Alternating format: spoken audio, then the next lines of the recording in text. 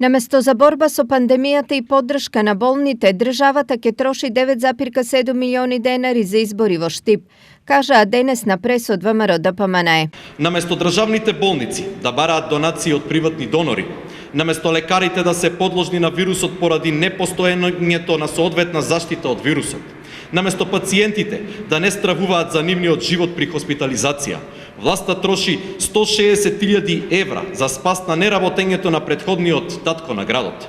Непресметливоста на СДС ја знаеме од порано, но со пандемијата се истакна нивната неспособност правилно да наменаџираат со состојбите во државата. На пресот на ВМРО ДПМНЕ реагира од СДСМ. Лицемер како Мицковски може да бара вонредни парламентарни избори, а истовремено да бега од предвремени локални избори во Штип. Предвремени локални избори во Штип ќе се одржат по сила на закон.